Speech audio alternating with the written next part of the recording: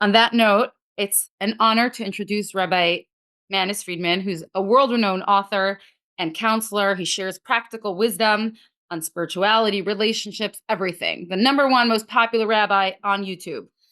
And also I had the big schus to write some children's books together with Rabbi Friedman. So it's really excited to hear from you. And thank you for coming on to this Branches event for Beis Rivkah mothers and anyone else who's on. Thank you very much. Okay, so the first thing we need to say is these conversations, these questions and answers, can be very discouraging because you're going to hear ideas you never thought of it before, which means you're not a good mother, you're not a good father, you're not a good mechanech. It can work against you. I think the safest thing would be just raise your children the way you think you should, and don't ask questions and don't read books and don't consult with the experts, because it takes away all your confidence. And without your confidence, nothing works. So this should not discourage anybody. If it gives you some good ideas and helpful ideas, that's great. Otherwise, you're the mother, you're the boss, you're the father, the only father to these children. Do what you do, and the Eibishter will help. Don't get paranoid about this. I thought you were going to close down the Zoom right away. Okay, so we're still staying on, but just that we shouldn't take it too much, not use it in a way where we use it against ourselves, but only in a way that could be helpful. Right. It should not be discouraging. And the same with marriage counseling. You write a book on how to make a solid marriage, and all of a sudden everybody's getting divorced. Because, he doesn't do that, or she doesn't do that. So, and then if you have very smart kids, and they read the books you have in the house on how to raise children, and they recognize immediately that what you're saying comes from page 9 of chapter 2, it kind of destroys the whole. So no discouraging. A mother who is busy mothering her children cannot go wrong. And a father who is busy being a father, that's all that's asked of you. No regrets. The only regret is that you weren't a father or you weren't a mother. But if you're listening to these conversations, obviously you are. And you want to be better. So if it helps you be better, fine. And if not, ignore everything and just do what you do. Raise your children the way you were raised, and good luck. But I do want to say one positive thing. I had a granddaughter who didn't do very well in schools. Very smart girl, but the schools were just... But she went to a school in Eretz Yisrael, Mayonot, and for the first time in her life, she loved learning. And I asked her, why is this different? She said, because every teacher there really knows his subject. The point of this conversation is that sometimes we worry a little too much about our methodology, our emotional state, the children's emotional state. We get a little too carried away with that. If you know what you're saying, and what you're saying is smart, what else do you have to worry about? Give good information, give good chinuch, tell children what is right and what is wrong, but do it in a way that the child knows that you know what you're talking about. And then all these psychological issues won't even come up. But all we want is health, mental health for our children. We make them crazy. So again, no worries. Your children are fine. They need to learn. Well, of course they need to learn. Everybody needs to learn. And when they find out right from wrong, when they find out what is acceptable versus unacceptable, beautiful versus ugly, when they know what they're doing, they'll be fine. It's confusion or uncertainty that makes people crazy. That's the rabbinic take. Let's hear what the experts have to say. So I'll just introduce Rabbi Schambach, who's a psychotherapist who specializes in individual, couple, and family therapy. He also is the director of My Talk Place, and he recently released a book, which I hope you touch on, which is called Viktor Frankl and the Psychology of the Soul, which really fuses the Hasidus of the Mittler Rebbe and really kind of helps with this ask the rabbi, ask the therapist thing. We'd love to hear from you as a therapist how we could weather the storms of life. Well, thank you so much. First of all, to address Rabbi Friedman's comments, I hope not to make you crazy tonight, and I hope to give you some good information. So let me share with you some of my clinical information. I'll let the rabbi direct the spiritual information as best as we can tonight. Let me share a few slides. This is my classic style when I teach. I often share visually as well. So tonight's topic is, weathering the storm. And it's such a tremendous topic because there's a lot of storms that are coming, a lot of storms that we've been through already the last few years. Just think the last 4 years, what we've been through. When we're ready to deal with one thing, it goes away, and then suddenly there's another thing coming. So there's a storm going on, right? It's part of Gullus. But I want to give you some advice that ultimately, in order to ride the storm, we have to be anchored. There has to be an anchoring. And there's two conceptual places to anchor. I would say from above and from below. Let's take a look at what that means.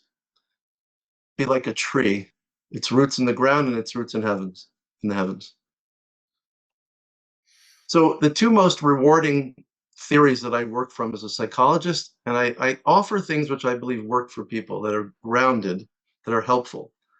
The two most important things to help our children weather the storm and to help ourselves are, one, I would say, is attachment, providing healthy attachment with our children. Rabbi Friedman was alluding to that before. And two is sharing with them meaning. I'd say the first one's from below and the second one's from above. And the two psychologists that I follow, which I believe are kosher and safe for our community and helpful. One talks about something called attachment theory, and the other wrote the book Man's Search for Meaning, which I'm sure most of you are familiar with. The first, his name is John Bowlby, great British psychiatrist and researcher. He's the father of attachment theory. Then, of course, is Viktor Frankl. Now, let's talk about attachment. How do we do it? What is it? And how do you create that with your children? Well, according to Bowlby, what we need to create for our children for attachment is what he calls a secure base and a safe haven. What does that mean? Secure base is, I'm here for you, and I'm always going to be here for you. And also, when you're in danger, you know who to turn to. So that's what we can create as parents with our children. And he said that when we do that right, what we do is we create a lasting psychological connectedness with our children. And it impacts on them later in life. It affects their relationships and their sense of security. That's in order to weather the storm. Now, the second great theory I work from is the theories of logotherapy, Viktor Frankl's psychology, which is the psychology of meaning. Here are the two main principles. Life has meaning under all circumstances, even the most miserable ones, and our main motivation for living is our will to find meaning in life. We want to help people find meaning. Now, this is different than most psychology because the world of psychology, for at least 120 years or so, has been focusing on the self, towards the left, towards our drives, our cognitions, our experiences, and our traumas. But according to Frankl, we want to shift people from our past into our future, to the world of spirituality. We want to focus with our children on values, on fulfilling goals, on finding meaning, getting closer to Kadosh Baruch Hu, and on Emunah. That's the psychology of Viktor Frankl. There's 2 books I wrote about this. One I wrote 20 years ago called At Risk, Never Beyond Reach, about helping teenagers at risk weather the storm. And 2 is Viktor Frankl and the Psychology of the Soul, helping people find meaning. In my first book, I talked about something called relationship theory. And it goes as follows with this formula, I equals QR. So if you want impact on your children, you have to develop a quality relationship with them. So the more quality of the relationship you have, the more impact you can have with them. Think of it as an emotional savings account. The more I put into them, the more I can take out when necessary. The more I put in for a rainy day, the more I can take out. We have to work on the relationship. There's 3 ways to do that. We have to develop a healthy connection with them, spending time with them. We need to learn how to communicate effectively with them. And thirdly, we need to reduce our control and move in this modern era from what I call control to influencing them through the positive relationship we develop with our children. And in my new book, and I'll conclude on these last 2 slides, the way I look at good therapy and finding meaning for people is unlike most psychologies, which focus on things at the bottom of the chart, like behaviors, emotions, thoughts, thinking patterns, beliefs, identity, and so on. We need to also help our children go beyond themselves to find meaning, values, spirituality, and develop a relationship with the Kadosh Baruch Hu. And sometimes that is what they ultimately need to feel better, to do better in life. And if we can do those 2 things well, both help them find a sense of security with us emotionally, and we help them find meaning in their lives, then we can help them weather the storm most effectively. Thank you. So I want to just say that, first of all, those of you that are on the webinar, if anything comes up, you can write a Q&A. No one else sees it, only the panelists. And if a question is addressed to Rabbi Friedman or Rabbi Schambach, you want to pipe in, or the opposite, then go ahead. But I want to start with a general question addressed to Rabbi Friedman. To what extent is our mental health within our control? And how much is influenced by external factors that are out of our control? In other words, when we're talking about mental health, how much could we really do on our own? Well, if you're calling it mental health, how much control do you have over pneumonia? Yeah, you can avoid walking in the streets when it's cold and, with wet feet. So you can do certain things to avoid. But basically, if you have pneumonia, you go to a doctor. You find the right medicine. I guess the same would be true if you have an emotional illness. The question is, what's an emotional illness? If I'm frightened, if I'm upset, is that an emotional illness? If I'm confused, if I don't know, I can't tell what's proper behavior, is that a mental illness? So we got to be a little more specific in our use of the words. We have emotional challenges. We have mental challenges. So I'm sure the doctor will agree, not every experience is a trauma. And not everything traumatizes you. You had a fright. Okay, so you were scared. Doesn't mean you're traumatized. You had a disappointment. It doesn't mean you're depressed. So what we need to really be careful about, everybody today has become an amateur psychiatrist. And we're constantly analyzing our children, ourselves, each other, and we're making a mess. If you really think it's a psychological problem, then ask an expert and don't patchke. So how much control do we have over illness? Not very much, except to go to a good doctor. But not everything we suffer from is an illness.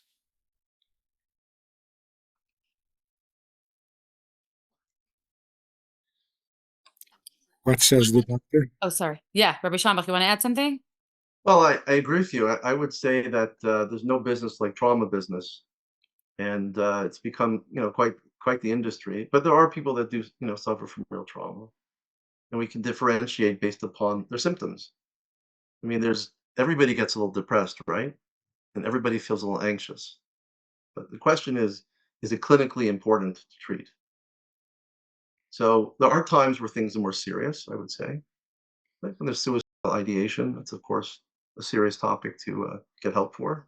You know, um, uh, when somebody can't get out of bed or is scared to leave the house, it's a more serious problem. But then there's the whole world of most of us in between, and there's where I think, for example, Viktor Frankl is helpful. Finding meaning.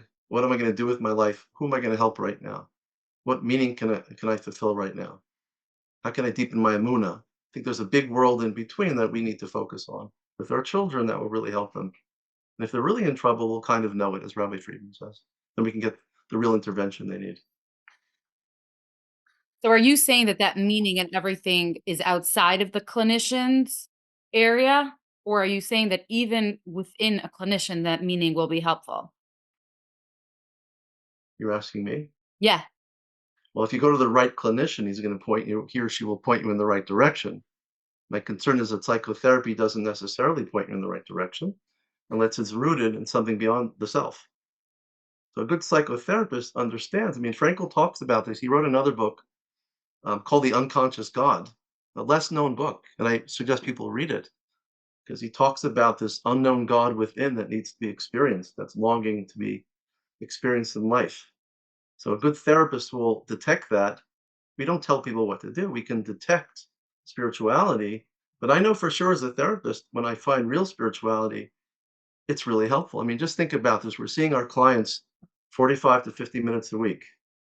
How helpful can that be? What we need to do is help them find spiritual habits that they live with on a daily level.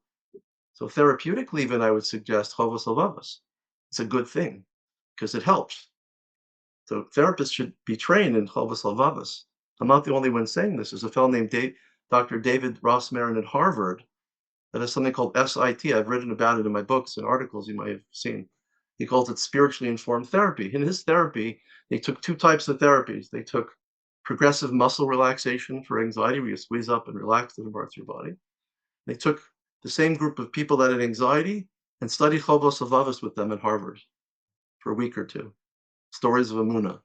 And what they found scientifically, and I wrote about this in my previous book, Think It'll Be Good.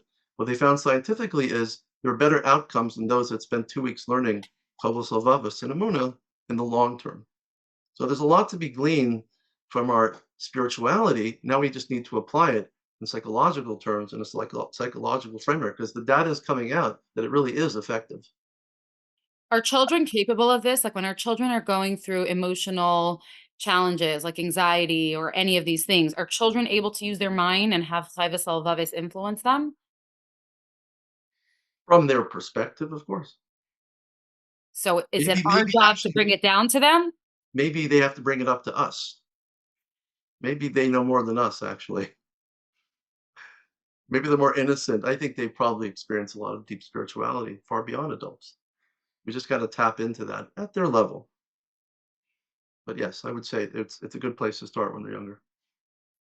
Okay. Meaning in life is not therapeutic. Meaning in life is the meaning of life.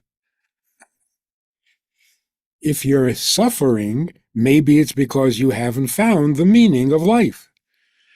But finding meaning is not a therapeutic gimmick. It's life. Okay, so to bring this down to specific challenges, one woman wrote, how can I raise my children to be happy and confident when finances are very tight and they feel deprived? Both of you, take a shot.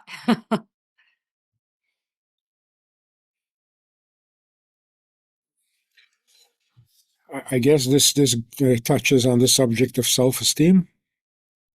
Okay. Being poor gives you a poor self-esteem. Well, here's a perfect example of where a person is missing the awareness of the meaning of life.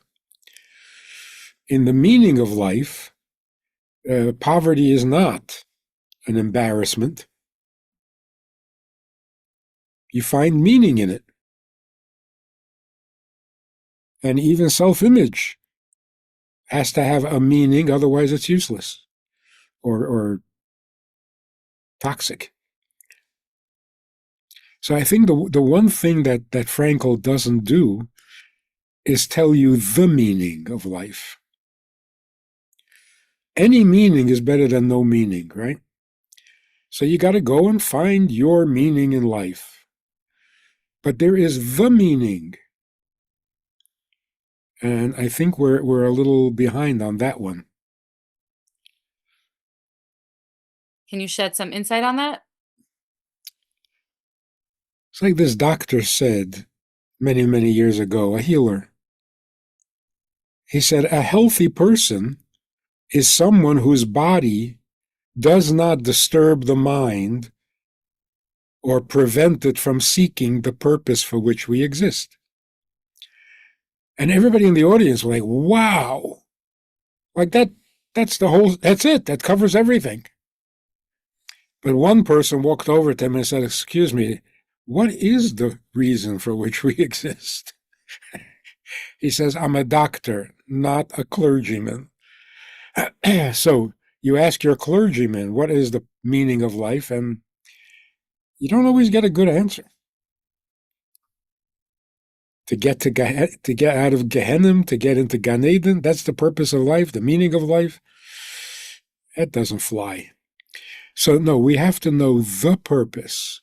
And when you're educating children, that's the first thing you want to convey to them, that not find a purpose. Find the purpose. That's much stronger, much more reliable. And then poverty wouldn't be an issue.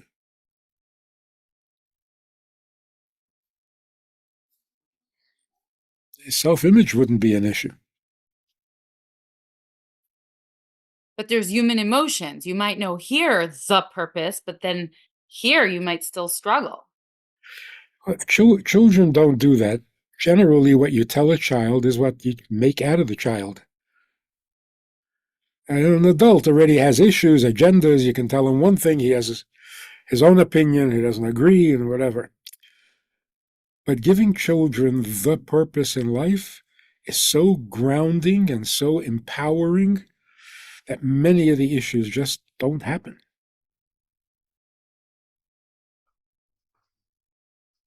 Now, of course, we're talking about healthy children. We're not talking about children traumatized by their parents and dysfunctional family dynamic. Then you go for therapy. Rabbi Schambach, do you want to add to that? I would agree with you. You know, you could meet people who aren't off as well financially, but they have wonderful attitudes. Their value system is so rooted in the Eibishter, is so rooted in their spirituality, and I don't believe their kids necessarily suffer as much because of that. They have a value that they live for. That's what Viktor Frankl said. If you have a why, a WHY, you can accomplish any how. That's what we're referring to. So from a psychologist perspective, you want to help a person find out more about their meaning in their life, and they can overcome anyhow, so to speak. And of course, you need to listen to your children too, and they express things to you through, validation and reflection. Because somebody who's suffering with less money sometimes is suffering from an inescapable problems. And then that's where Frankl says, if you can't change the situation, you have to change your attitude towards the situation. And that goes beyond finances. That goes to the root of trauma as well. I mean, we cannot change trauma because it happened already. There's nothing we can do about it. We can change our attitude towards life. That's how we start changing our relationship with trauma. It only can be done here, right now. It can't be done very much in the past. So whether it's poverty, look what's going on in Eretz Yisrael. I'm sure our children are very bothered. And we can't protect them from these things, can we, in the storms? We thought we could protect our kids years ago. We keep them off their phones. Even if you have the best filters in the world from Borough Park, they can still see the stuff on their friend's phone. They're going to see it somewhere. There's no secrets anymore. Let's be honest about it. So really it's giving them, really deepening their awareness of who they are and what their purpose is, and those children tend to do much better in the long term. So a couple questions came in on this topic. For example, yeah, but we're talking about the mother's mental health as well as her children, so it's both. So one woman says, "What if it affects my own? The stress affects me, the bills, my anxiety, my mood is just my energy is affecting my children." And you could really replace poverty with any challenge that's going on in the house. What if the mother feels so overwhelmed and it's just being transmitted to the child? That's always the case. Children are never worried about the mortgage unless they see their father suffering or hear it from the father. But it just reminded me of a story. I was at a Shabbaton, and we're sitting by the table Shabbos afternoon, and this 6-year-old boy comes running to his father, hysterical. His brother took away something, and he pushed him, and the father just very casually turns to his son and says, "So, was that good or bad?" And the kid all of a sudden becomes philosophical and says, "Oh, okay, bye." Not everything is a trauma. Stop and think. So what happens is a good thing, a bad thing, it's a terrible thing, it's a dangerous thing. What? What are you complaining about? The kid stops to think for a second, and no big deal, and he goes back to playing. I'm sure that was not the first time he did that with these children. He does that with all of them. So it was a very interesting observation. But if the parents are suffering from anxieties, then obviously they have to solve their problem, not try to keep it from the children, which is probably impossible. Another mother wrote, if you could practically explain, how do you give over the meaning of life, which is what we're talking about, to your child? How do you do that?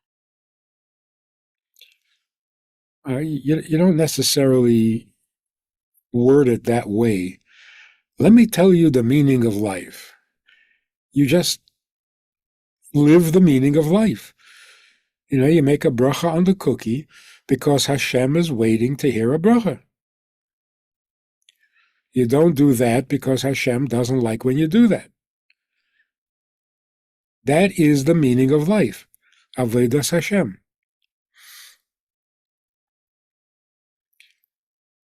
That is a very useful measure, yardstick, for knowing whether I'm doing good or doing bad. It's just sanity. It's literally a synonym for sanity. Not a special project. It's not a project. It's just how you live. So, Let, let me yeah, let, go ahead. let me also suggest on that point. I mean, our life as Lubavitchers is filled with meaning. But I think it's the highest form of meaning in the world is in terms of human behaviors. From Modeh Ani to the Beis Psukim to from child to it's remarkably replete with meaning. So I would say that we're already doing that pretty well.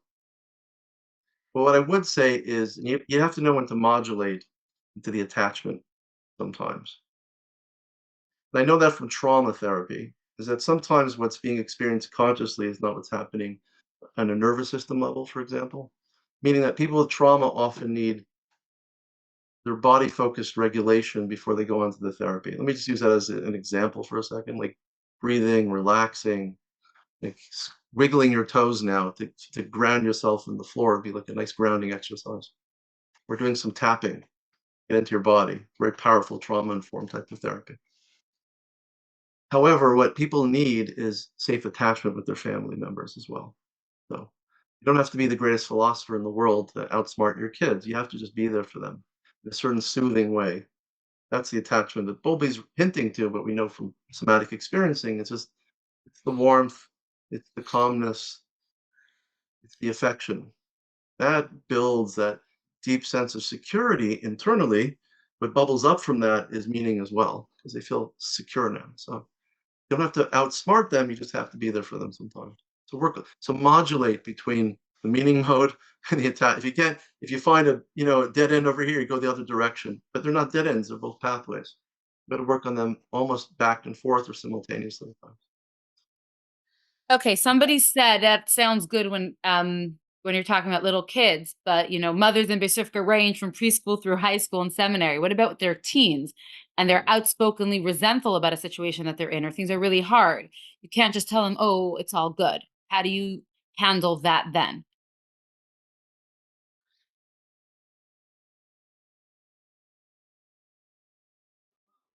Doctor? Rabbi, listen. Teenagers. What do you do with teenagers? Let's talk about teenagers. Can we talk about teenagers for a minute? How do you deal with teenagers? You have to hang out with your kids if you want them to be healthy. That's the key. So hanging out means you have to know what's happening in their internal world. You have to hang out in their internal world. Sometimes it's going to be their music. It might be their sports. It might be current events. It might be the impact social media is having on their lives. It might be bullying. Whatever they're going through. You have to be there with them. You have to hang out with people. There's a concept in theory called coactive coaching. I teach this in my classes. What is coactive coaching? So in therapy, we talk about an old model of Freud, for example, like the all-knowing psychotherapist taking care of the ill patient. But in modern terms, it's all over with. We only exist with people, not on top of people, therapeutically. It's called coactive. So we build with the client what they want to talk about. We cope together. We build with them a reality together. The same is true with parenting teenagers. You have to be there with them. You don't have to do much more than that. When you're there with them, they feel a security. You're able to now, and what you can also do is when they feel good, because you're connected with them, they have all this wealth, spirituality growing up in our schools.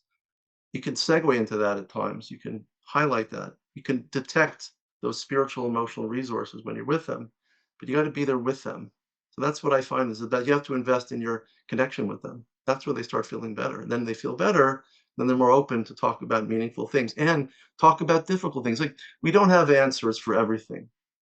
Parents don't have to feel, Rabbi Friedman said that before, we don't have to feel we can have to answer every question. That's up to the Eibishter sometimes. We don't really know why things happen to us. And teenagers can hear that message as well. Somebody asked, you said we already do a lot of the meaning, built in as Lubavitcher. So then why do we have so many issues with self-esteem, with everything?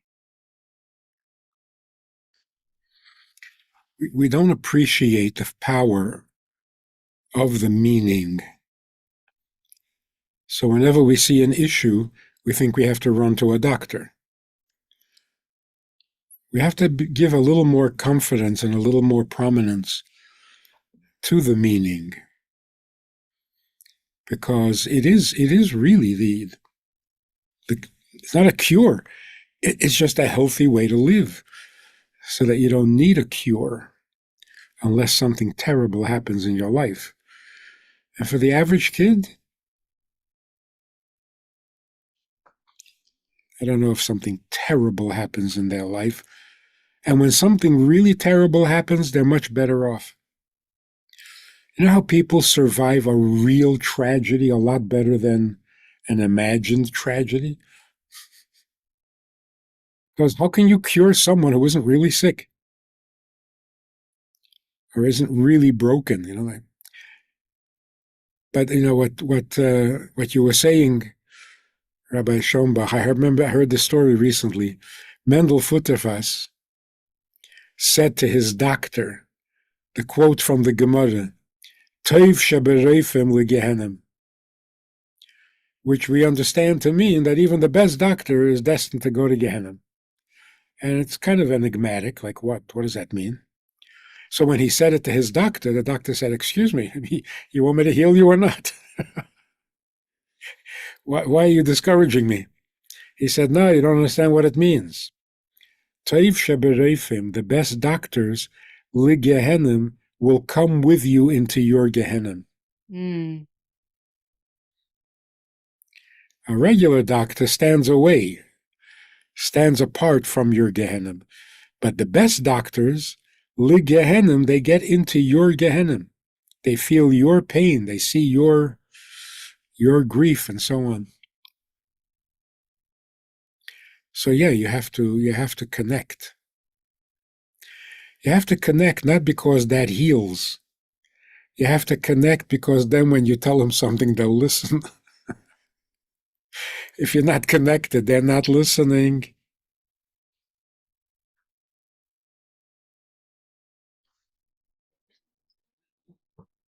%. 100%. We connect when we feel listened to. One person once said the greatest pleasure in life is to be understood. Carl Rogers, the famous psychotherapist, said that when you listen to somebody deeply, they become part of the human race again. So when people are listened to, they feel connected with, then they're open to grow. So you have to root yourself in that attachment with them primarily. And what Rabbi Friedman's saying, and I think he's saying that's what I'm saying also, is once you do that, things kind of just happen anyway. So you focus, you modulate between attachment and meaning, and attachment and meaning. Is that like Doesn't the idea of yesod, which means bonding, and which yesod is also mashpia, and that's how you are able to have hashpah? Say it is, yeah. Okay, so No, another, did you want to say something else? What? people who came to see the Rebbe by dollars, and they walk away so excited. He saw me. Saw right through me. But he saw me. Nobody else ever did. But it is a great pleasure to be seen, or even better, to be heard. and to be understood. And sometimes I'll explain to parents, when you validate your children's feelings, this is very key. It doesn't mean you agree with them. Keep that in mind. And that's okay.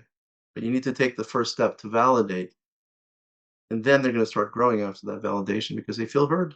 Once you're heard by somebody, you want to connect with what they're connected to. And if you're connected to the Eibishter and you heard them, they're connected with the Eibishter as well.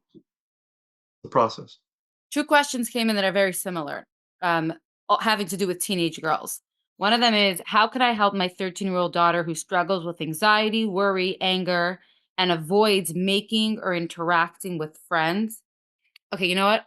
I actually read the wrong question, so let's do this one. The two that I thought were connected, I didn't read. Let's do this one, and then we'll go to the two that are connected. Hashgacha pratis, that came out. I have a daughter who's struggling with a lot of these things, and it also spills out into socially. She avoids making or interacting with friends. And this is addressed to Rabbi Shambach. Okay, I would say two things. Number one, if we're talking about significant anxiety, then from my perspective, one of the best things you help people with is something called CBT, cognitive behavioral therapy.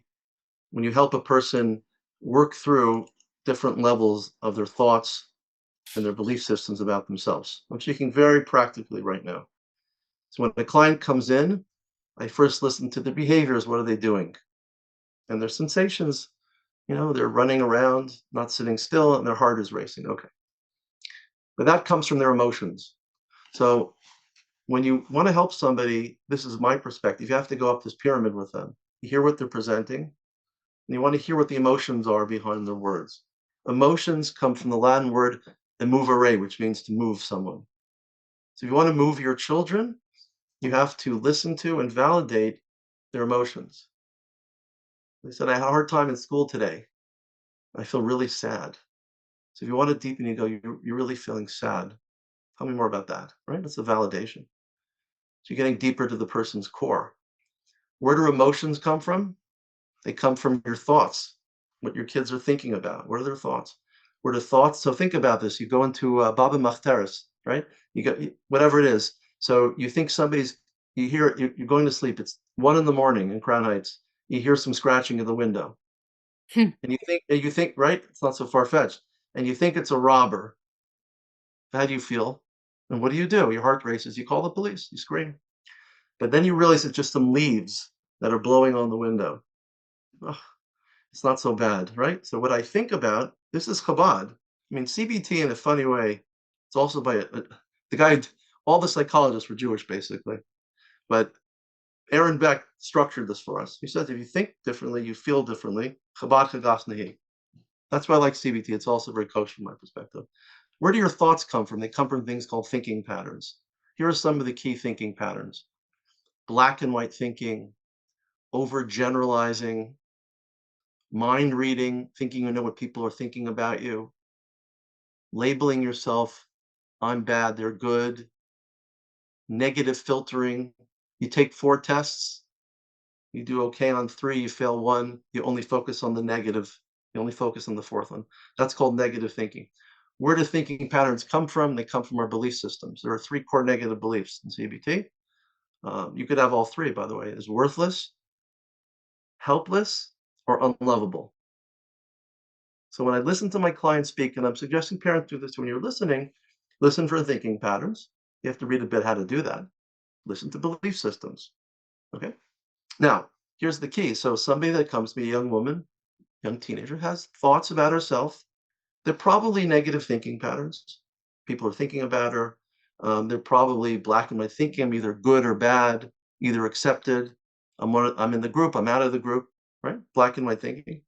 Probably in that realm. So just a little CBT when you talk to somebody and help them manage their thoughts, you examine them with them, they often open up and say, oh, that's a bit of black and white thinking, probably best to do something else with my thoughts. So I do recommend for some young women or anybody that has anxiety, I like CBT. It's just a good, solid, kosher way to help people think about their thoughts more effectively. Hope that answers the question. Thank you. Yeah. And what about the social bit? If a girl's not making or interacting with friends, how can a mother help? Well, sometimes I go very spiritual with people, I get to their highest resources, but I go very practical. Sometimes a young person or anybody doesn't know how to make friends. So you want to examine, well, how have you tried to make friends? What are they saying things which bother you? Or are you perhaps overreacting? You have to look in to see if you can help them find ways, more creative ways to relate to people. And maybe they don't know how. I mean, people that come to me sometimes, I find out that they're depressed. Why are they depressed? Because I have no friends. Why do you have no friends? Because I'm too scared to call. I have a phone anxiety. Do you know what I do? I help them pick up a phone and call people. I found the behavioral problem is this fear of phoning somebody. That's why they're depressed. But you didn't know that when you started, right? So for a young person, you want to find out, so what exactly is making you feel that you're socially not accepted or anxious? What's going on? Are there ways that maybe from your own experience as a parent you could share with them? Here's what I found was the way that I could get more friends or, be more accepted or maybe not care about things that are not so important. Do you understand? So it's important to help them on those really key levels as well, practical levels. Right. So now the 2 questions that were similar, um, unless Hashem decides something else should come out of my mouth. How could I help my high schooler develop confidence and self-worth so she stops relying on outside validation? For example, constantly needing others to praise her baking or approve her style choices. And that's connected to how could I help my child handle peer pressure? Um, and she wants to wear maybe less sneeze or branded outfits just to be able to fit in and accepted and approved by cooler girls. Both, addressed to both. I think the first thing is to find out whether she really has that problem. Sometimes parents diagnose their children and they're completely not correct. So again, it's so dangerous to be an amateur psychiatrist or psychologist. What's the truth? A girl comes and says, my friends accuse me, my friends think I'm this, that, and the other. And what do you think? No, I'm the other, this and that. I said, okay, so now we have 2 opinions. What's the truth?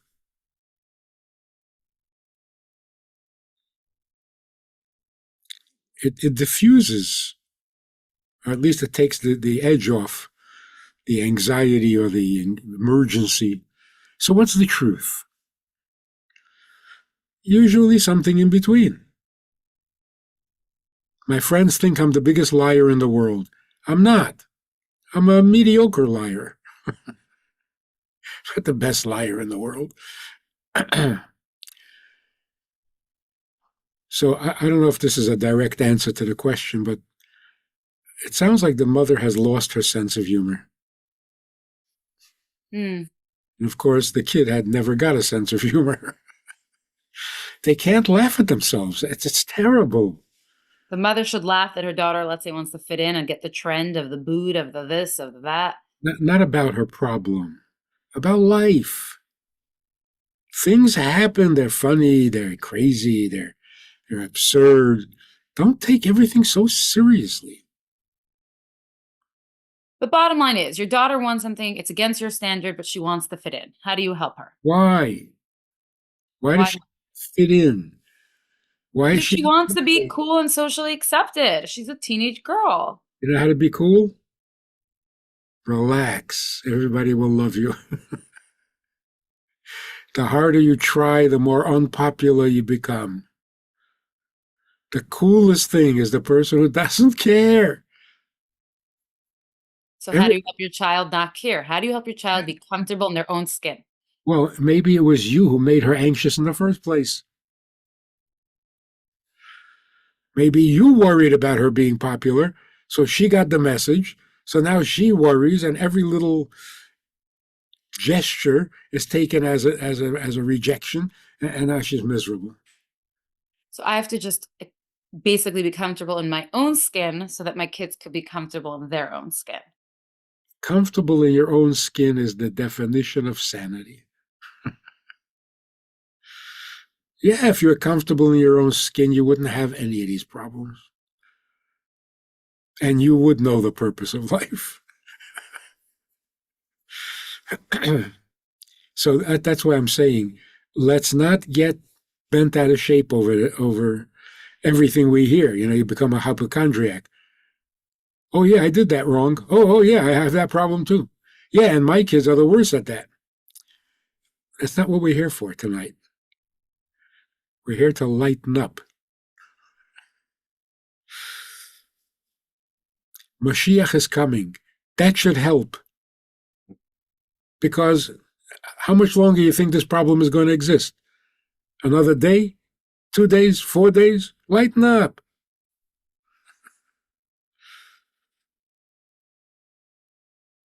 Rabbi Shambach.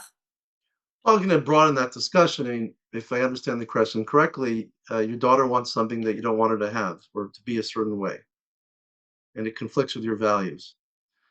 My answer is as follows. Remember I talked about the three C's: communication, right, connection, and control. They're very interconnected. But sometimes you have to work more on the connection than the communication. Now, when it comes to control, you have to be careful. This is the way I understand it with kids, is that you do have real control between 0 and 6, 7, 8. At a certain point, 9, 10, 11, progressively you lose control of your kids. You don't really control them. And they'll do what they want behind your back anyway. You don't really control them. You got to move from direct control, what I call influence. You have to be influential. To be influential, you have to have a relationship with them. Now, don't get too bogged down in those other things. Build the relationship. Keep on building it. If you're in trouble with your kids, you're not going to be able to win the fight with them. You have to build a relationship with them. That's going to help them. You got to be the soil that they can grow from. That's really, really important. That's how to get them. You got to be careful with that. Now, by the way, I do mentioned my book 20 years ago, and I do this for people. I actually just spoke at a Hindi person runs a mentoring program. I just spoke at one of her trainings yesterday of her mentors. And I was thinking, what an incredible thing to be a mentor today. The Rebbe understood the importance of, Rabbi Friedman could tell me more. The Rebbe spoke many years ago about having a mashpia, correct? What an incredible thing. I talk about, when I teach mentors how to do this well, there's 3 places your kids live in. Well, they live in 2 places. Let's start. They live in a school. They go to school during the day. They're in school more than they're at home. And the second place they live is in home. They come back and forth. Right? What if a kid doesn't do well in school? Let's talk reality right now. Kids have learning disabilities, right? Maybe 30% of kids don't learn well, have trouble Aleph Beis, have trouble in math. 30%, a lot of kids. So what happens is they don't feel good about themselves, right? And they don't do well in school. It's like dominoes falling. They start acting out. They get in trouble. They get home They get in trouble because the teacher sent them home. They got a note that they had to go home. And what happens when they get home? What do the kids feel like? How do the parents feel when the kid's not doing well? They don't feel good. Now your parent's not happy with you, and your teacher's not happy with you. You're stuck, right? So what I refer to in mentoring is I call it the third place. How do you influence people's lives? You have to bring them to a third place in life. The mentor, a good mentor, is a great third place because the mentor is not the school, and the mentor is not the parent. It's somebody that hangs out with them, has a good time with them. And I believe you take a healthy 20-year-old, a firm, healthy 20-year-old, and spend once a week for an hour with a girl in 7th grade for 20 weeks. You'll make an indelible mark on their lives because you've taught them about attachment and you make them feel important and they don't feel controlled and they'll look up that healthy, firm teenager. So that's in a long-winded way I'm going to answer your question. Sometimes parents can't change their children. Most of us probably can't, right? And when we can't, we're best off to find a good mentor, a healthier person, like a healthy person a few stages ahead, 7th grader with a seminary girl, all along the way. With my children personally over the years, some have gone to yeshivas abroad, some have been, especially when they're abroad, I always try to find, I asked the Rosh Hashiva, who's a good mentor for my son? I'll pay them $20 a week, $40 a week, because now I have my eyes and ears in the school, and now I want that older young adult, let's say, to just hang out with my kid. I don't want them to tutor them, get them ready for just hang out, learn a sikha with them. Just hang out, have a good time. Go get a slice of pizza. I feel that if we can't have indirect control, we can influence them by one, having a good time with them, talking, experiencing life with them. I'll give you an example if I may. He'll tell me when to stop. But I once had a family that came to me with a kid that was really at risk. He was beating up the sisters and beating this one up. He was miserable. And the parents would be fighting with that kid every day. And the more they fought with the kid, the more I fought back. I said, you know what? I asked the parents, how much time, individual time, do you give to each of your kids in the house? They had 7 kids came at the time. How much time, let me ask the parents here, just think about this. Okay, how much individual time does each of your children get each week? An hour, 3 hours, half an hour, 10 minutes, 5 minutes. People will find they may give each kid in their house, if they're lucky, 5 minutes of individual time. So what did I do? I suggested to that parent, you know what, instead of fighting your kid, go around the corner. I think it was Cold Tube at the time. This was many years ago. Go get a drink. And I told them like this, most importantly, when you go out, don't talk about anything that you talked about in the house. Don't talk about school. Don't talk about beating up your sister. Just have a good time with them. Just air them out. Go get a drink, walk around the block for 20 minutes. And they did. And he came back and the kid started doing better because the kid needed attachment. So sometimes you got to read it better. You have to stop responding. You got to increase emotional impact by having a good time with them. That often get them out of the house, let them feel a little bit more important. They're lost in the crowd. Then they start doing better. So that's what I would suggest. Wow, I love that. Okay, a mother wrote here, sometimes when my kids don't listen, I feel like I react with rage. It's not the mother I want to be, that I feel like it comes from how my parents reacted when I was younger. How can I change that? Addressed to both.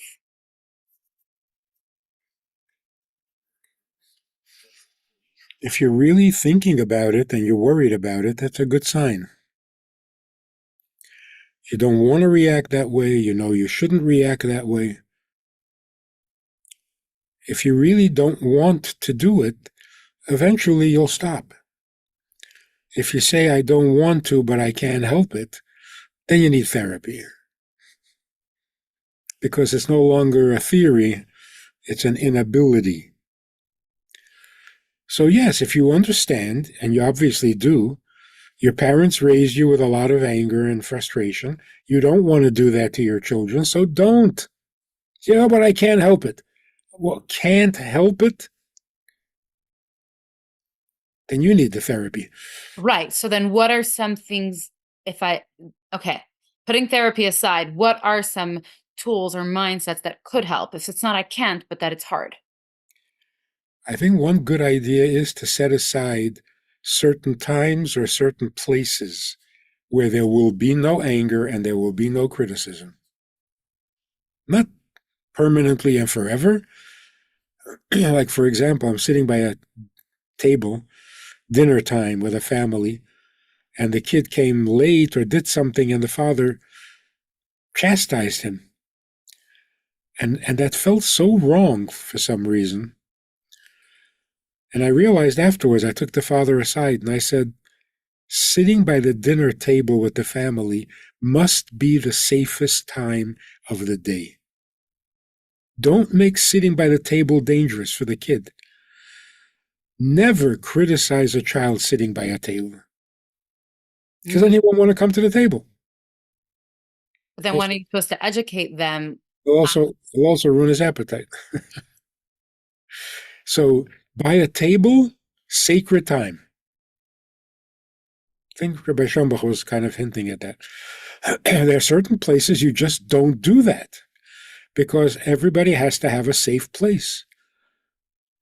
In the worst case, the safe place is the mashpia, because the mashpia never does that to you. Never criticize at the table. Never criticize on Shabbos. In other words, certain things you don't want to ruin for your children. So during those times, during those activities, never be critical or angry then. I think that's doable.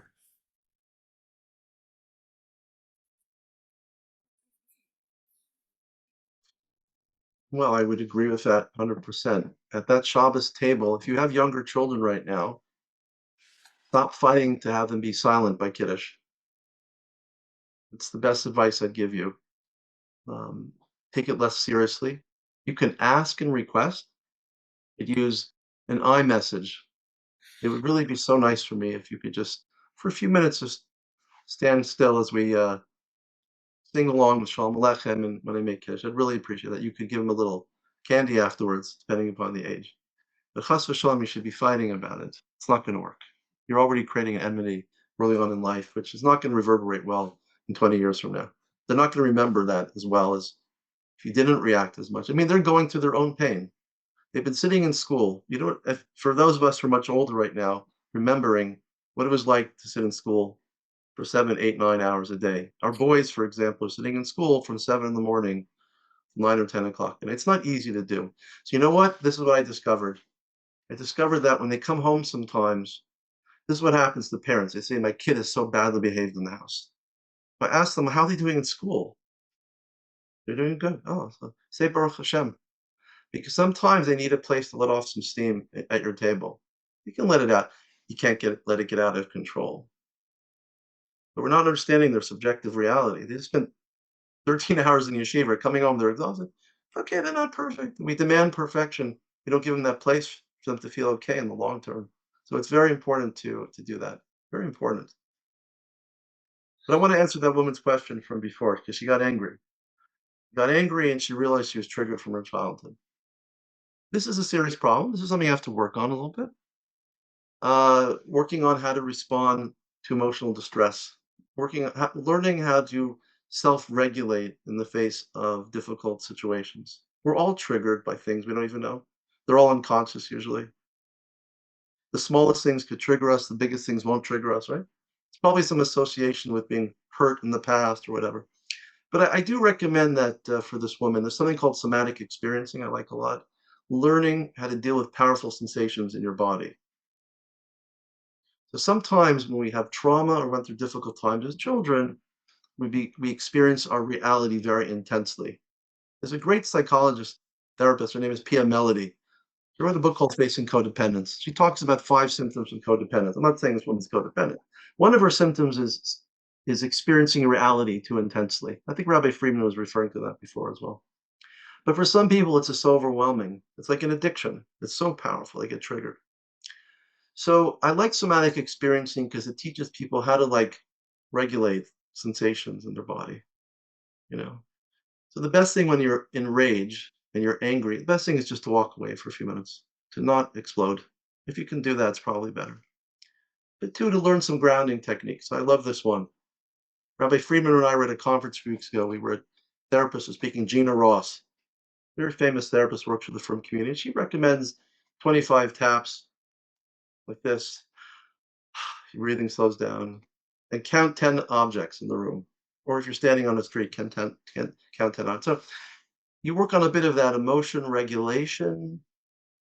You feel a bit better.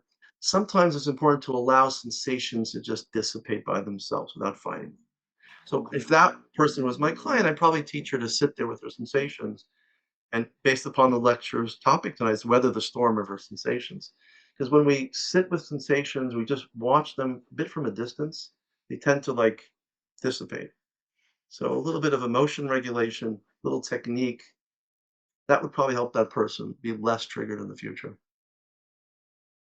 Okay, somebody asked about how she could handle it when she thinks that her kids are teasing, hurting each other. She loses it when her kids are just, you know, bullying each other. What could she do? Question is up for grabs. We try to educate our kids on a need to do basis. We never talk to our children about being nice when they're being nice. We speak to them about it only when they're being bad.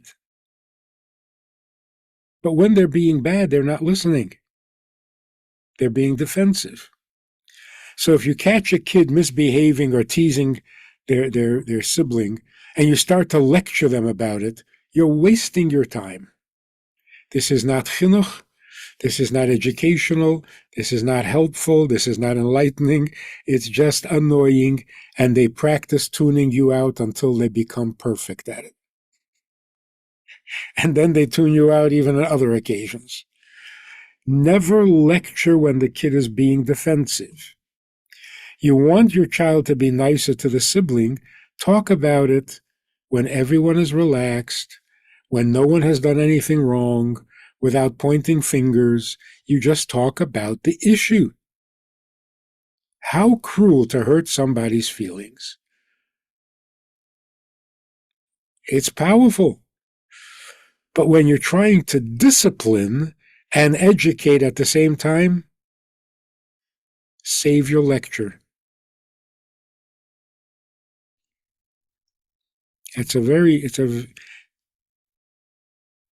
We should do that with ourselves also.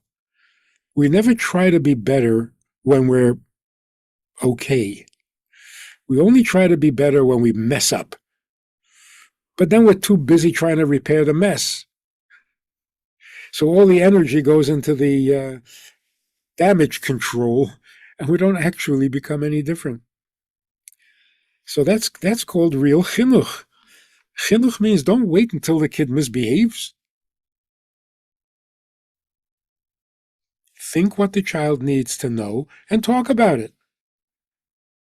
And if you see the child doing something wrong, make believe you didn't see it and bring it up the next day when the kid comes home from school and everything is good and he's happy to be home. And you say, by the way, you know what you did yesterday?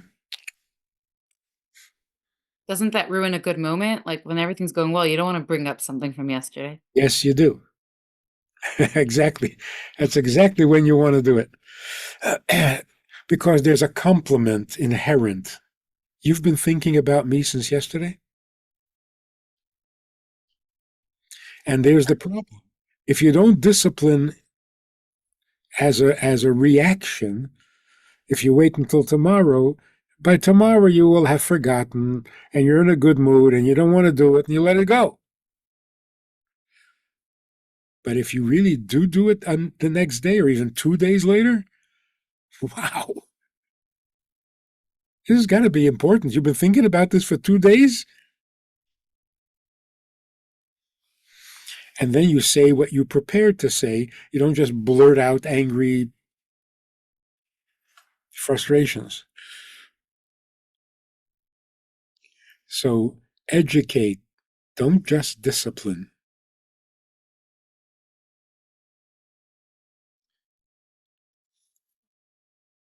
I think that's one of the reasons you need a mashpia, is because parents always are mashpia in the wrong time. when they're upset and frustrated.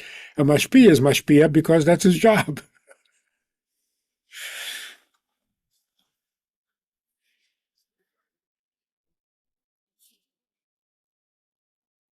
So I'd like to share two things with you. It was just the last thing first, and then we'll go back to the original point. You see, I don't believe that the role of the parents is to discipline their children, especially the father. Father should not be involved in this. From my perspective, the role of the father is to share optimism with his family. That's all they need from him. They need optimism. Kids will work it out. Hmm. But if you're optimistic, you pick them up. Father needs to walk in the house, high five. How can they help their wife? Right? And then just hang out with the kids, have a nice time, and laugh with them. That's all they need to do. Discipline is out. It went out in the 60s. It's not coming. It's not coming back. Power to the people, right? It's not coming back anymore. It's the old school, as they call it, right? The new school is optimism. It's the only way out. That's what I'd say. In terms of what Rabbi Friedman was saying before, it's embodied in certain books I like to share with you. You know about the books. Just want to remind you to read them. So the first of these books is called How to Talk So Kids Will Listen and Listen So Kids Will Talk. Two Jewish therapists from the 80s, I believe. And they were basing the work on John Bowlby and attachment theory. And they basically said that more than you say is what you listen and how you listen to your children. So I highly suggest the easiest way for most parents to do this, especially when the kids are younger, is to get the book How to Talk So Kids Will Listen and Listen So Kids Will Talk. It's all about reflection. It's a wonderful book. I'm sure most of you know it. It's right there. And it's a masterpiece. That's how I raise my kids, How to Talk So Kids Will Listen. It's about reflection, and they work things out. But to answer this woman's real question is, what about sibling rivalry? Well, it turns out these two wonderful therapists, Faber and Masters, wrote a book on it, and that book is called Siblings Without Rivalry. And I suggest that she picks up the book because it's very helpful. But it does the same things that we've been both talking about tonight. It talks about the importance of spending individual time, listening to their feelings. Especially what Rabbi Friedman was saying is you don't react with anger at the moment. Then you teach them self-respect, you teach them discipline, healthy self-discipline, not disciplining them. You teach them emotion regulation, and afterwards you schmooze with them in a friendly way afterwards. That's what you want to do, and that's what the book teaches about. Thank you. Okay, somebody wrote that I know technology isn't ideal for kids, but they beg for screen time every day. I'm drowning in life expectation, and so it's too hard for me to keep saying no. Also appreciate the break it gives me. How could I find a healthy balance? Therapist. Therapist. Well, I love this topic because we're all involved with it, right? There's a wonderful book called Hooked, written by an Israeli MBA from Stanford or something. He talks about how technology addicts us to it. He was the guy that actually, near Ayal, he actually taught other businesses how to addict people. So they figured out there's 4 steps to addiction, and they make them basically into habits. So honestly, the most important thing, if you don't want your kids on technology, you have to get off the technology yourself. You can't be on your phone constantly in front of them. That's my first piece of advice. It's difficult. You have to spend more time and energy creating more meaningful activities. There's nothing as satisfying as taking a walk with a parent and just schmoozing. So you have to think about this proactively. How much time are you investing in the emotional relationship with your child? That's the only answer. We cannot fight technology. We can put filters on them, the best of our ability to protect them as long as possible, keep kids off the internet as long as possible. But they're all going to be exposed, unfortunately, even the best of situations, the best of parents, right? But ultimately, what we have to do is build the relationship with them and create meaningful activities. And we ourselves have to be off our phones with them. So I tried it with my children. Most of my kids are older, but my younger kids, my wife, we try not to be on our phones. So we are now looking at them panim el panim, having that relationship with them. That might mean playing more games with them. It might mean, playing a board game with them, doing something fun with them. We got to think about it. We're competing with stuff we can't compete against, but the best we can do is offer ourselves in a meaningful way with them. That will get them off a little bit more.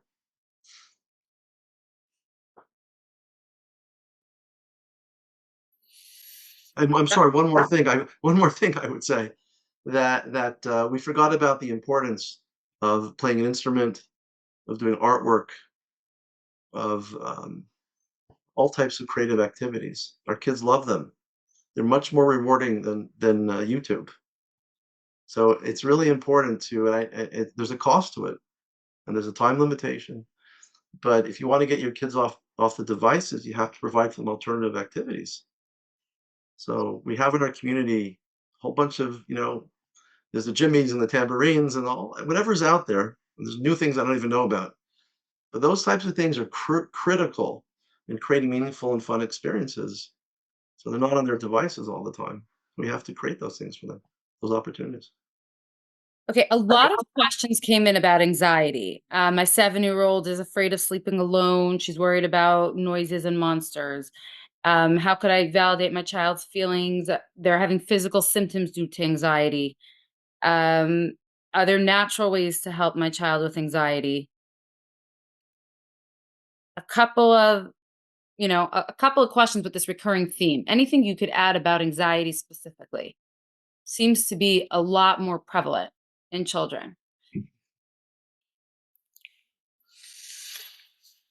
So if you just want damage control, take them for therapy, give them some homeopathic remedies that'll calm them down. But why? That's really the intriguing question. Where is all this anxiety coming from? Having a better relationship with your children is often misunderstood, and parents become childish. Wanting to have a relationship with their children, they become children.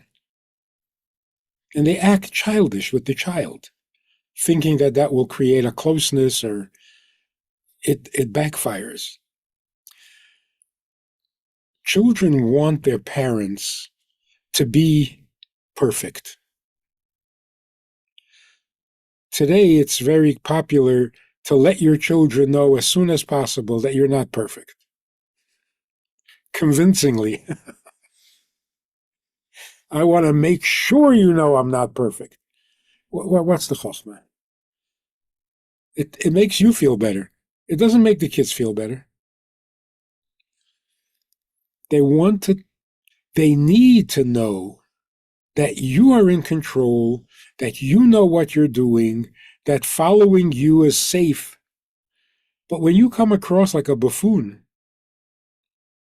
they don't trust you anymore. And if they can't trust you, who do they trust? Nobody. That's anxiety. So parents who act like children, or just in general, have no confidence in their own parenting, are going to leave the children insecure and anxious. Parents used to have authority, so children listened and felt safe. Maybe they didn't like the authority, but they needed it, and they got it, and looking back at it, they loved it.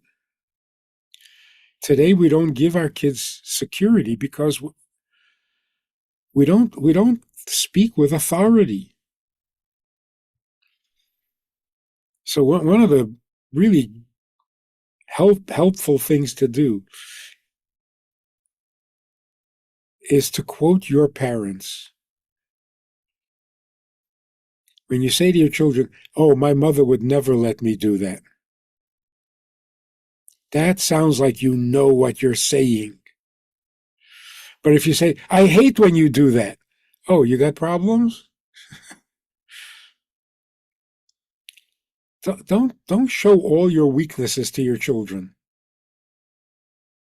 They don't like it. They don't want it. Because then they start talking to you like you're the child. Then you get angry at them. Just snowballs.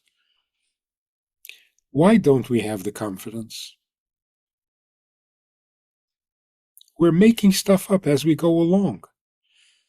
We're treading water because we're not quoting our parents and we're not quoting our teachers. It also disconnects children from their grandparents. So I think it's a very useful thing. When you want to tell your child that something is right, say it in the name of your father or in the name of your mother. Then you sound more confident. Children want you to be confident. If you change your mind every couple of weeks about what's important and what's not important, how can they trust you after that? So the Rebbe writes in Klolei HaChinuch V'Hadrocha, a good mashpia never changes his mind. Like one day he said, "Oh, what you just did is terrible." 2 weeks later, he finds it cute and endearing. Don't make the kid crazy. So before you lay down a rule, make sure you're going to stick to it for the next 10 years at least. In other words, sound confident.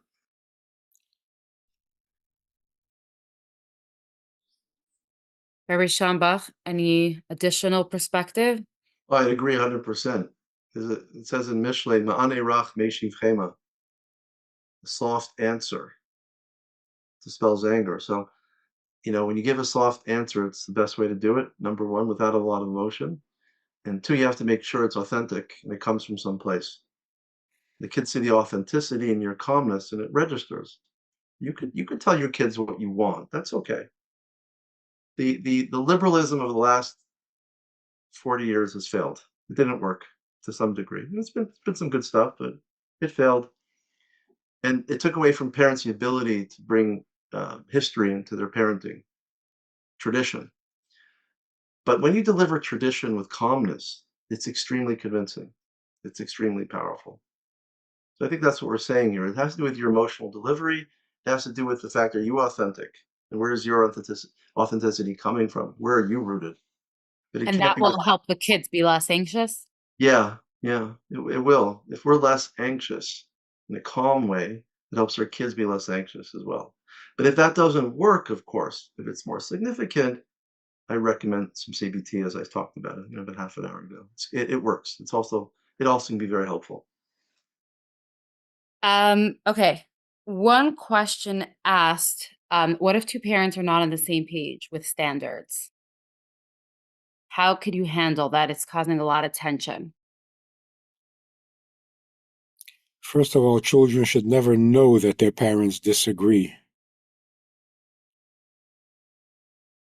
Then they become very tempted to use the parents against each other.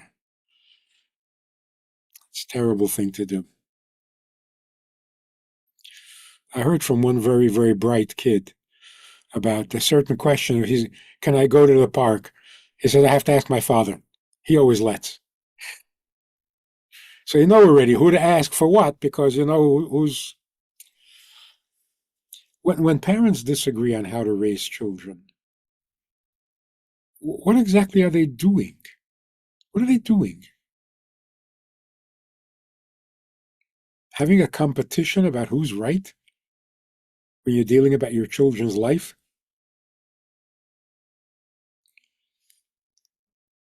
I mean, unless one of the parents is completely off and what they're suggesting is dangerous,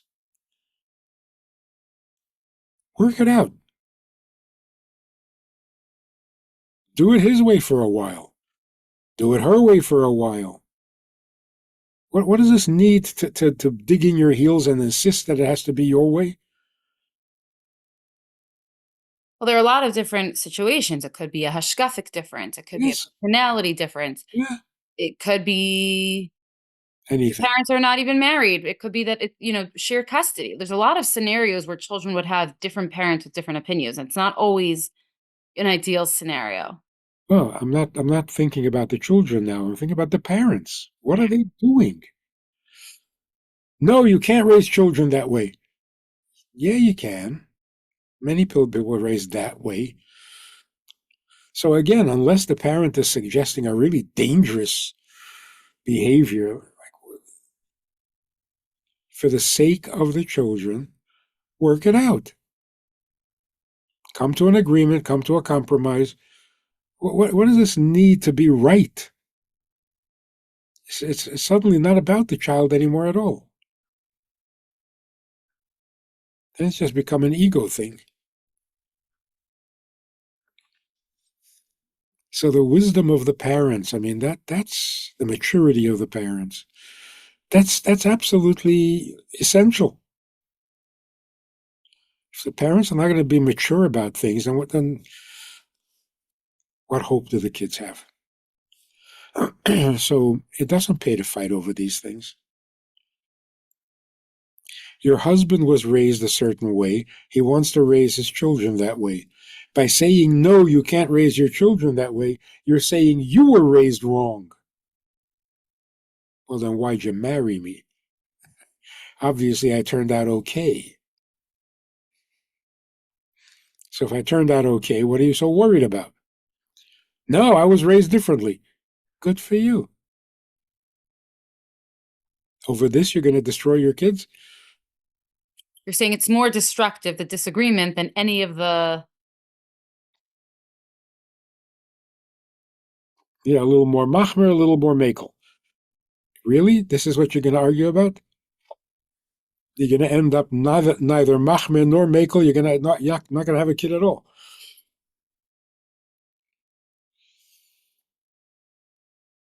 Look, parenting is not difficult, but it is definitely idealistic.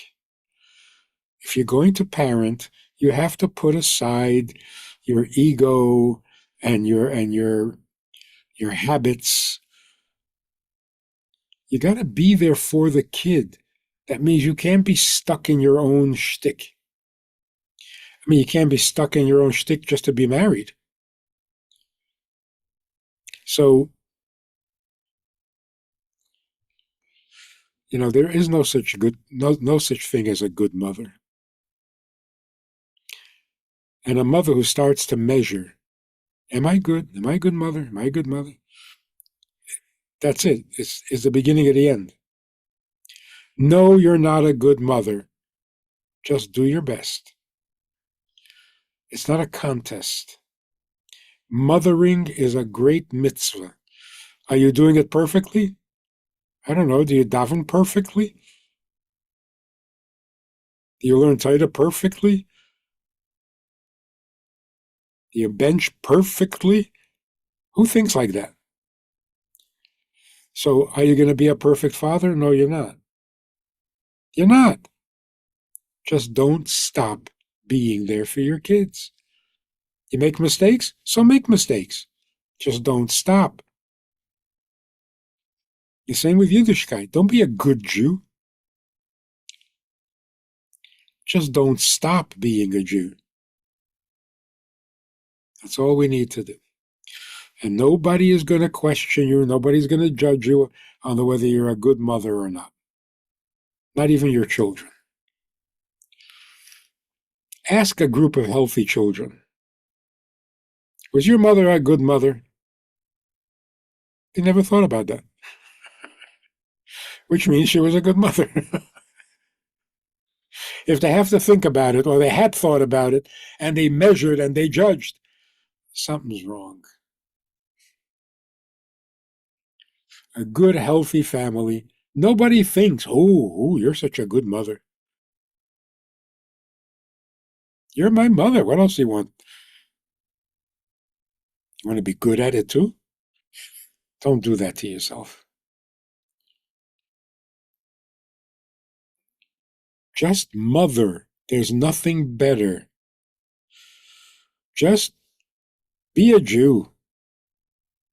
Be a good Jew, a perfect Jew, a better Jew. Don't do that. Keep it simple. Rabbi Shamach, we're about to wrap up. Do you want to give the last few words? Yeah, I was just saying, as a person that's a marriage and family therapist with experience with this, I would say you never fight in front of your kids. It's the worst thing you could possibly do. So whoever is leading at the moment in the living room, let them lead. Don't contradict them. You want to talk about it? As I mentioned before, Mani Rachmei Shivchema. Afterwards, in the bedroom, talk about it, but never chas v'shalom bring the machlokas out to the living room. Because if you want to weather the storm, that's a good way to conclude for tonight. Then you have to create safety, and the most important relationship of safety is the parents that they're there for them. So if they see machlokas between them, and I agree with Rabbi Friedman, you can't fight in front of their children. They have to just respect the other one then and talk about it afterwards if necessary. I remember these kids saying to their parents, "How come you never disagree with each other?" And they both cracked up laughing because they disagreed on everything. But they did it well. They did it It's well. not in front of the kids. Yeah. Wow. It's the environment which creates, it's the earth and the soil for the plant that allows it to grow. Think of yourself as the earth and the water. You're there for the plant to grow. You create that basis for it and they grow healthy. You don't have to outsmart them, do sophisticated psychological techniques. You just have to be real with them, be there, be calm, and then they grow. I bet you if you study parents that are doing what we're talking about, calm, collected, being there, spiritual, authentic, statistically, you'd probably see those kids do very well from those families, statistically. Okay. Thank you. Thank you so much, Rabbi Friedman, Rabbi Shambach, all those who joined us, all those who are going to be watching the recording. And Hashem should give us hatzlacha with our ability to be that teva, to be that sense of safety for our children, for our families, weather the storms, and really that Mashiach should come, the end of storms. We should, have the ultimate good. Thank you so That's much. the optimism. The optimism. That's the optimism that Rabbi Schoenbach was talking about. Ach, good von Seite. Your children are better than you. Don't ruin it. Don't ruin that. Love it. Love it. Thank you. Thank you so much for all the advice and ideas. Good night, everybody. Thanks for joining. Good night.